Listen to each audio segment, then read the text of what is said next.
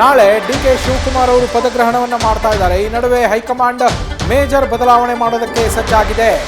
2028ರ ಚುನಾವಣೆಯನ್ನ ದೃಷ್ಟಿಯಲ್ಲಿಟ್ಟುಕೊಂಡು ಗಮನದಲ್ಲಿಟ್ಟುಕೊಂಡು ಈ ಸರ್ಜರಿಗೆ ಪ್ಲಾನ್ ಮಾಡಲಾಗ್ತಾ ಇರುವಂಥದ್ದು. ಸರ್ಕಾರ ಹಾಗೆ ಪಕ್ಷದ ಮಟ್ಟದಲ್ಲಿ ಬದಲಾವಣೆಗೆ ಭಾರಿ ಸಿದ್ಧತೆಗಳು ನಡೀತಾ ಇದೆ.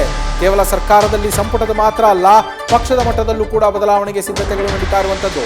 ಸಂಪುಟ ರಚನೆ, ಕೆಪಿಸಿಸಿ ಕಾರ್ಯಾಧ್ಯಕ್ಷರ ನೇಮಕ, ಇದೆಲ್ಲದರ ಬಗ್ಗೆಯೂ ಕೂಡ ಚರ್ಚೆ ಆಗತ್ತೆ. ಕೆಪಿಸಿಸಿಗೆ ಸಮರ್ಥ ಸಾರಥಿಯನ್ನ ತರೋದಕ್ಕೆ ಹೈಕಮಾಂಡ್ ತಂತ್ರವನ್ನ ಮಾಡಿರುವಂಥದ್ದು.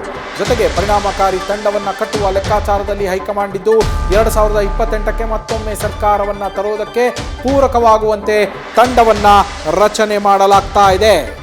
ಇದು ಕೇವಲ ಒಂದರಿಂದ ಮಾತ್ರ ಆಗುವಂಥದ್ದಲ್ಲ, ಕೇವಲ ಸಂಪುಟದಿಂದ ಮಾತ್ರ ಆಗುವಂಥದ್ದಲ್ಲ ಅಂತ ಅರಿತಿರುವಂತಹ ಹೈಕಮಾಂಡ್ ಇದೀಗ ಸಂಪೂರ್ಣವಾಗಿ ಸರ್ಜರಿ ಮಾಡೋದಕ್ಕೆ ಮುಂದಾಗಿರುವಂಥದ್ದು. ನಮ್ಮ ಪ್ರತಿನಿಧಿ ಹರೀಶ್ ಲೈವ್ನಲ್ಲಿ ಇದ್ದಾರೆ.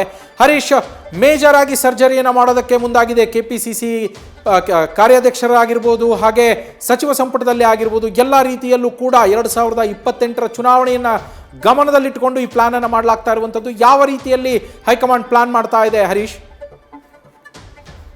ನಮಗೆ ಬಹಳ ಮುಖ್ಯವಾಗಿರುವಂಥದ್ದು 2028ರ ಚುನಾವಣೆಯನ್ನು ಗಮನದಲ್ಲಿಟ್ಟುಕೊಂಡಿರುವಂಥ ಹೈಕಮಾಂಡ್ ನಾಯಕರು ಈಗಲೇ ಸರ್ಕಾರ ಮತ್ತು ಪಕ್ಷದ ಮಟ್ಟದಲ್ಲಿ ಕೂಡ ಮೇಜರ್ ಸರ್ಜರಿ ಮಾಡೋದಕ್ಕೆ ತೀರ್ಮಾನ ಮಾಡಿದೆ ಅಂತ ಹೇಳಲಾಗ್ತಿದೆ.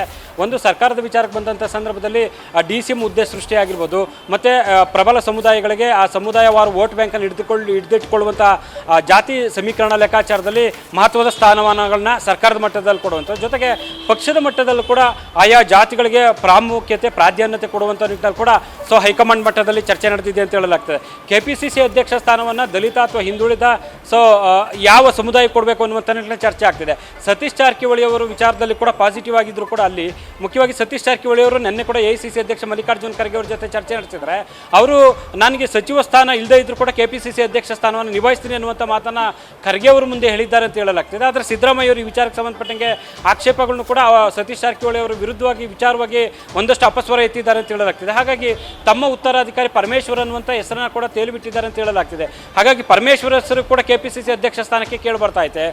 ಒಂದು ಬೇರೆ ಸಮುದಾಯಕ್ಕೆ ದಲಿತ ಸಮುದಾಯಕ್ಕೆ ಕೊಡಬೇಕಾ ಅಥವಾ ಲಿಂಗಾಯತ ಸಮುದಾಯಕ್ಕೆ ಕೊಡಬೇಕನ್ನುವಂಥ ಚರ್ಚೆಗಳು ಆಗ್ತಿದೆ. ಈಗಾಗಲೇ MB ಪಾಟೀಲ್ ಅವ್ರನ್ನ ಕೂಡ ಹೈಕಮಾಂಡ್ ನಾಯಕರು ಹಲವು ಸಂದರ್ಭಗಳಲ್ಲಿ ಪ್ರಸ್ತಾಪ ಮಾಡಿದ್ದಾರೆ. ಆದರೆ MB ಪಾಟೀಲ್ ಅವರು ನನಗೆ ಅದರ ಬಗ್ಗೆ ಆಸಕ್ತಿ ಇಲ್ಲ ಅನ್ನುವಂಥ ಮಾತು ಹೇಳಿದ್ದಾರೆ ಅಂತ ಹೇಳಲಾಗ್ತಿದೆ. ಈಶ್ವರ್ ಖಂಡ್ರೆ ಅವರು ಕೂಡ ಒಲವನ್ನು ವ್ಯಕ್ತಪಡಿಸಿದ್ದಾರೆ. ಹಾಗಾಗಿ BK ಹರಿಪ್ರಸಾದ್ ಅವರ ಹೆಸರನ್ನು ಕೂಡ ವೇಣುಗೋಪಾಲ್ ಅವರು ಪ್ರಸ್ತಾಪ ಮಾಡಿದ್ದಾರೆ ಅಂತ ಹೇಳಲಾಗ್ತಿದೆ. ಹೆಚ್ಚಿನ ಒಲವನ್ನು ಕೂಡ BK ಹರಿಪ್ರಸಾದ್ ಅವರ ಪರವಾಗಿ ವೇಣುಗೋಪಾಲ್ ಅವರು ವ್ಯಕ್ತಪಡಿಸಿದ್ದಾರೆ ಅಂತ. ಆದರೆ ಅಂತಿಮವಾಗಿ ಸಮರ್ಥ ಮತ್ತು ಸಮರ್ಪಕವಾಗಿರುವಂಥ ನಿಟ್ಟಿನಲ್ಲಿ ಕೂಡ ಅಂದರೆ ಪಕ್ಷವನ್ನು ಪರಿಣಾಮಕಾರಿ ಸಂಘಟಿಸುವಂಥ ಮತ್ತು ಮುಖ್ಯಮಂತ್ರಿ ಜೊತೆ ಸಮನ್ವಯತೆ ಸಾಧಿಸುವಂತಹ ಸಾರಥಿಗೆ ಒಂದು ಅಧ್ಯಕ್ಷ ಪಟ್ಟವನ್ನು ಕಟ್ತಾರೆ ಅಂತ ಮಾಹಿತಿಗಳು ಕೂಡ ಲಭ್ಯ ಆಗ್ತಿದೆ. ಜೊತೆಗೆ ಕೆಪಿಸಿಸಿ ಕಾರ್ಯಾಧ್ಯಕ್ಷವನ್ನು 4 ಇಲ್ಲವೇ 5 ಸ್ಥಾನಗಳನ್ನು ಸೃಷ್ಟಿ ಮಾಡಬೇಕು ಅನ್ನುವಂಥ ನಿಟ್ಟಿನಲ್ಲಿ ಕೂಡ ಪ್ರಾದೇಶಿಕವಾದ ಸಿದ್ಧತೆಗಳು ಕೂಡ ನಡೆದಿದೆ. ಹೈಕಮಾಂಡ್ ನಾಯಕರು ಈ ವಿಚಾರಕ್ಕೂ ಮೇಜರ್ ಸರ್ಜರಿ ಮಾಡ್ತಾರೆ ಅಂತ ಹೇಳಲಾಗ್ತಿದೆ. ಪ್ರದೇಶವಾರು, ಸಮುದಾಯವಾರು ಇವರಿಗೆ ಕೆಪಿಸಿಸಿ ಕಾರ್ಯಾಧ್ಯಕ್ಷ ಸ್ಥಾನವನ್ನು ಕೊಡ್ತಾರೆ ಅನ್ನುವಂಥ ಮಾಹಿತಿ ಕೂಡ ಲಭ್ಯ ಆಗ್ತಾ ಇರುವಂಥದ್ದು. Naveen, thank you Harish. News first ನಿರ್ಭೀತಿಯಿಂದ ನಿಮ್ಮ ಪರವಾಗಿ.